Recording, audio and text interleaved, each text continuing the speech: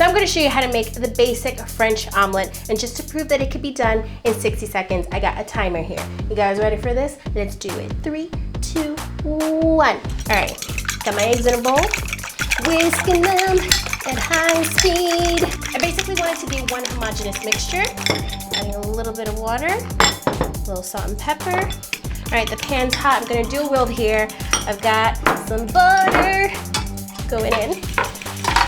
Gonna swish this around the pan, get the entire surface there covered. The egg's almost about ready. My butter's almost done foaming up. In the pan it goes. Let's sit there for a couple seconds. Mix around a little bit. Okay, that looks good. I'm gonna loosen it up a bit. All right, and flip it over here. I'm gonna zhuzh it to the bottom of my pan. Got my plate here. Do a little fold there. Boom. Gonna add parsley. And there you have it, a French omelet. Ooh, snap!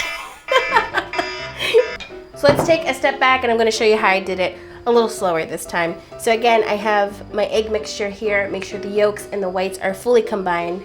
There's a whole lot of eggs because I'm gonna show you different variations later. Got my pan on really high heat. Add a good amount of butter and make sure you swirl it all around so it covers every little surface. You add your egg to the pan. Let it sit there for a few seconds and then start distributing all the uncooked egg. So you can use your spatula or you can move your pan around like this. Totally up to you what you're comfortable with. Then once your mixture is almost done cooking, you grab the handle from underneath. Then you go to your plate and kind of fold it onto itself.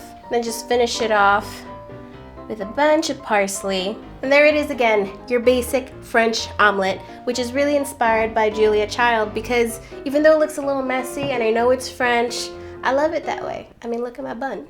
But let's say you're not basic. You want a little variety in your life. So I'm gonna show you how to make 3 different kinds. The first one is a cheese omelet. Again, the pan is hot, adding the butter and swirling that around. I'm gonna add the egg.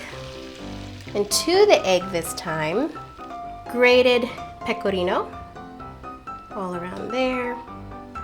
Moving it around in the pan. Just before we're gonna flip it over, I'm gonna add a little cheddar cheese. Give a little zhuzh to the bottom, onto the pan, and onto itself.